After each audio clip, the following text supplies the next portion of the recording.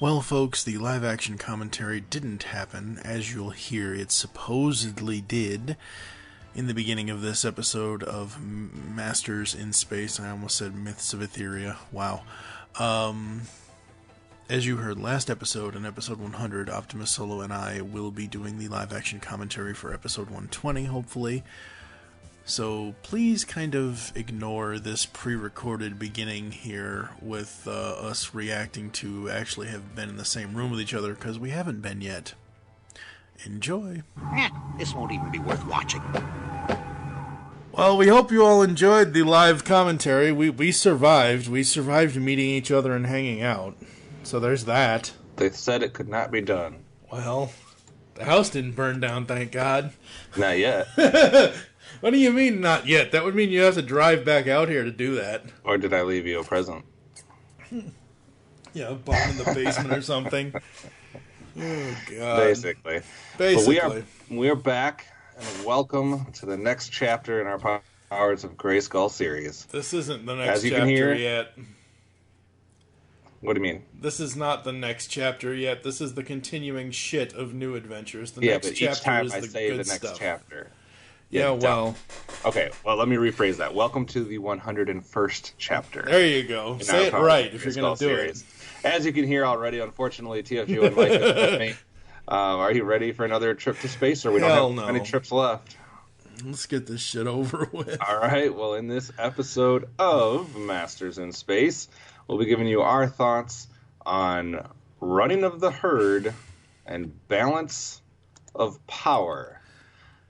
Just as a note here, folks, 101 to 107, which is the final run of these episodes, because we want to get this show done, this part of the podcast done faster, it's going to be 2 episode shots. I'm sure these are going to be even shorter podcasts than what we've already been doing on New Adventures, because the abridged notes. Yeah, pretty much. This is Cliff Notes of He-Man.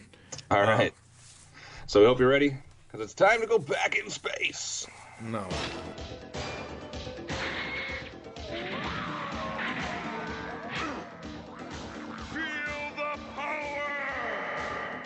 All right, first up today is, of course, as I said in the opening, Running of the Herd, written by guess who? Jack Olesker. Mike, we got Running of the Herd is a story that kind of is referencing Sagittar, Yep. His people, because he's missing out on this traditional running of the herd, and he's feeling emotional about it. And they need to get back to do that. Obviously, Skeletor and the mutants are going to interact and hijinks ensue. So what did you think of Running of the Herd? By the time we got to the 3-minute, 37-second mark, we have the title of the episode revealing the plot, or at least part of it. Can this show be over now, please? Like, I wasn't sure what was going on with Sagittar, I don't know whatever the fuck his name is. Sagittar. Whatever. I don't know what the hell was going on with him, this whole physical, emotional mess, because they're getting closer to the sun and he's further away from his people or whatever, but apparently it's this race that they run every 13 telks or whatever it is to, be one with the horse shit that they were once a part of or something or other. I don't know. I do like that we get a episode focused on him and we learn about him. I think that's cool. But this episode turned predictable very fast.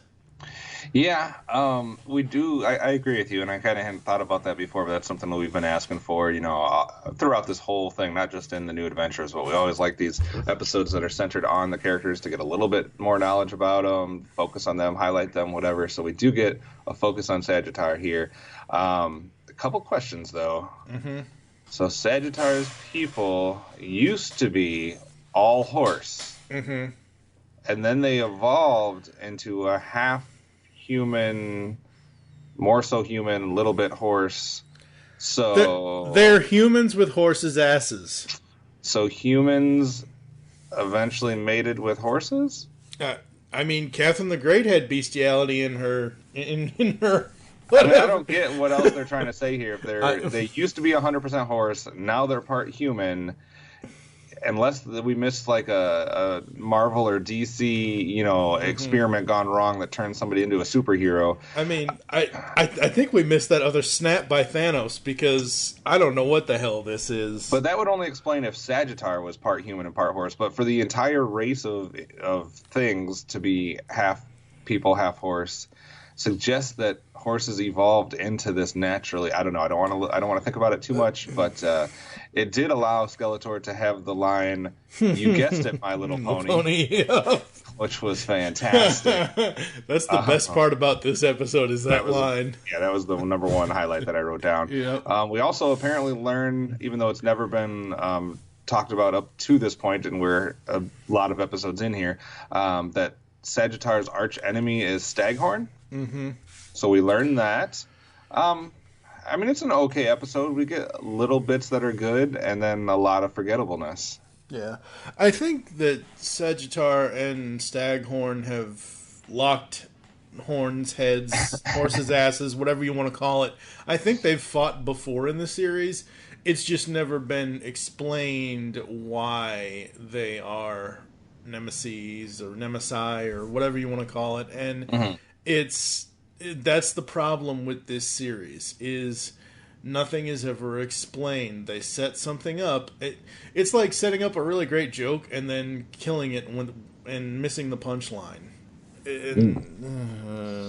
Yeah, it had some opportunities to be a better episode. It's not the worst episode we get. No. We've definitely had worse, but yeah, I agree. Like it felt like there was an opportunity to go even further to make this even a better episode, and they failed to do that. Mm-hmm. So I'm in the middle of the road on this one, Mike. I don't know about you, but I am I'll maybe bump it up to a 3 just because of the Sagittar focus. I was at 2.5, and that was only because of Sagittar focus, and especially because of You Guessed It, My Little Pony. Yeah, I was hovering between that 2.5, 3 mark. I'm going to land on 3 there, but I don't know. There's not much to say. It's not the worst episode, and it's not the best episode. No. But it gives us a little bit of something we asked for, I guess, so I can't complain 100%. Mm-hmm. All right. Like you said, guys, these episodes are going to be quick. We're giving you the quick shots on the adventures of a He-Man. So we're going to take a break and be right back with Balance of Power. Wake me when it's over. I'm going to get my beauty sleep. Next up, guys, is episode 53, which is The Balance of Power, written by, you guessed it, Jack Olesker.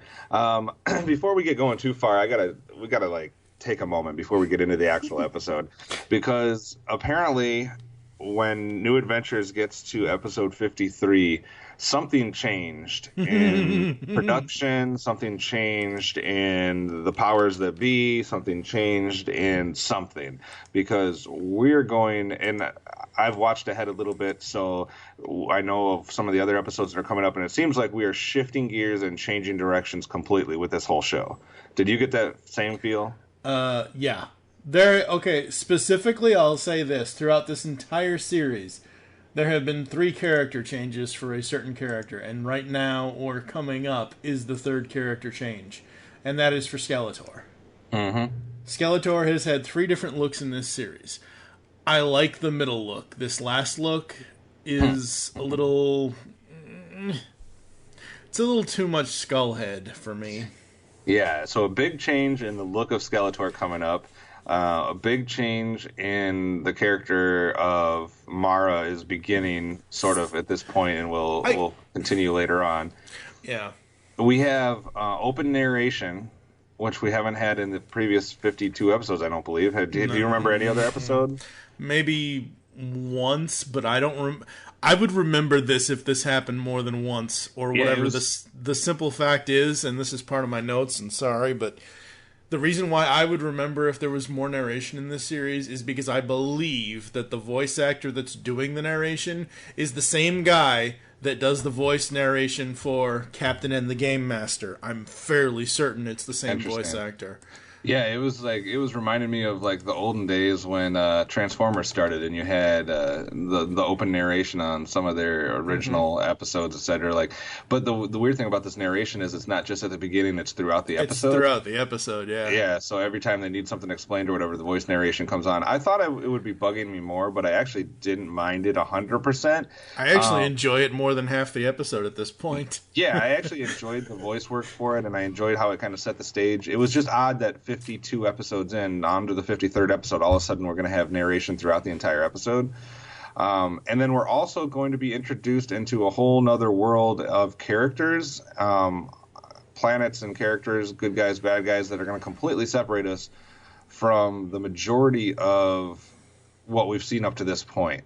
So we're not going to get just all mutants and the Guardians. We're kind of taking a couple of them and putting them in this world and seeing how that goes. They have a bunch of weird names, so I'm not going to try to go too far into it. But the Glenons, and the Mites, and then they actually name a lot of the individual characters. The presidents and the captains and generals and sergeants all have names and whatnot. So that was interesting.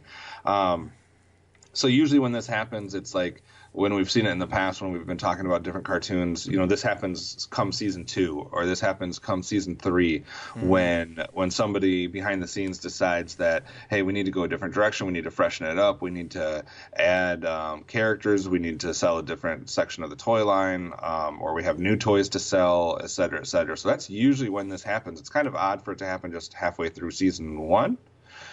Or not halfway, I guess like 85% of the way through season 1. I don't know if this was like a last-ditch attempt to try to get people interested in this, and the series was already failing. Didn't this only have one season? The only reason why I ask that is because looking at the schedule that we put together, you have marked on here season 1, episodes 60 to 61, and then season 2, episodes 62 to 63. I could have sworn this entire series was just one season.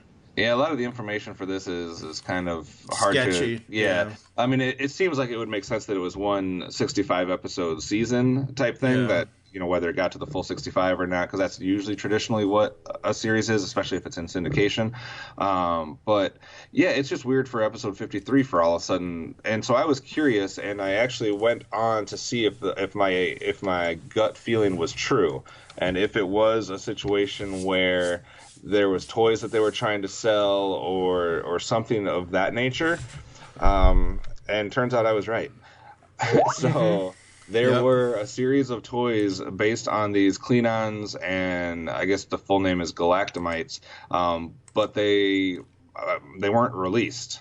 So apparently the line in the show gets canceled before they hit the shelves, but you can actually go online and find pictures of these Klingons and Galactamites, and they look very similar, just different color style. So they were pushing a new toy line. There's a new figure of Mara that does not get released. So this is them trying to not only maybe infuse some interest in the series, but also for them to sell a new line of toys. Yeah.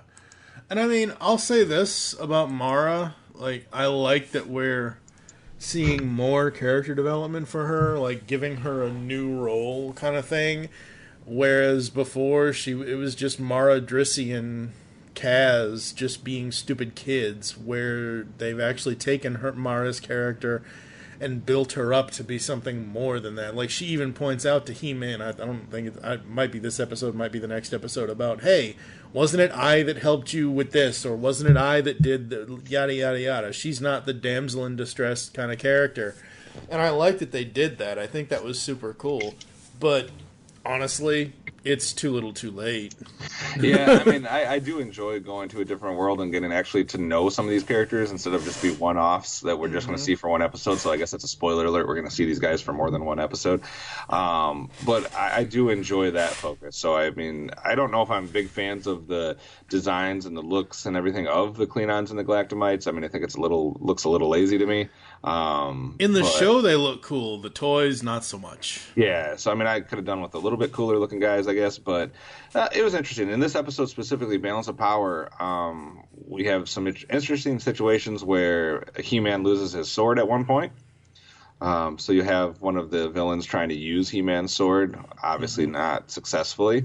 That's because this sword knows its master. Oh my god! Basically. And I love Gary Chalk, but I blame Jack Olesker because that's a horrible line. Yeah, there was also another horrible line because in the end they're trying to like sum up something or whatever, and they say, you know, something about forgetting the ways of your people or whatever, and then he says, but we should not forget the ways of old enemies.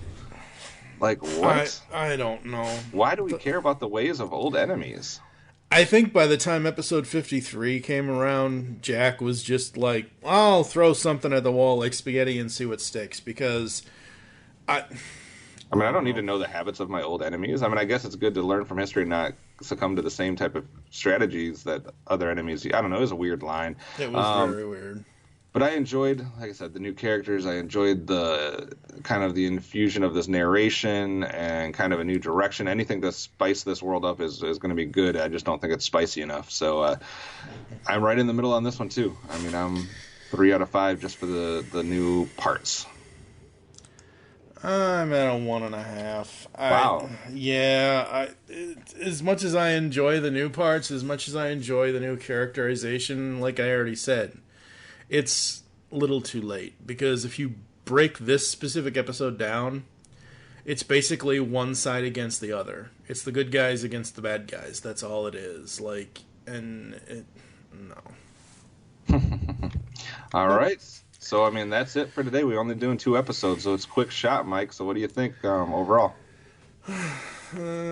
It's gaining ground, but there's not a lot of ground left. Like, they're going to run out of room really quick, and they're going to fall off a cliff. Yeah, it's like they waited until, like, almost the end of the runway to turn the engine on, and there's not going to be enough runway for them to get flight. Nope, not at all. So... Not for us, anyway. And we've already suffered through 52 episodes of this show at this point. So, I don't know. That's off to us. Yeah, exactly. We watch it, so you don't have to. You better start paying us to watch it so you don't have to. Yikes. Seriously, it's... God. Do you know what else, Mike, though? News. News. The Iron Man scribes have now taken over GRAYSKULL. Well, besides that, no, I was doing, as I do for some of the other things that I do at the network, including researching movies and doing most anticipated lists and things of that nature. I was scrolling through all of the listed 2019 movie releases, and sometimes these are factual, sometimes they're not, sometimes they get pushed, sometimes they get canceled, but on Movie Insider there is a release date listed for Masters of the Universe this year.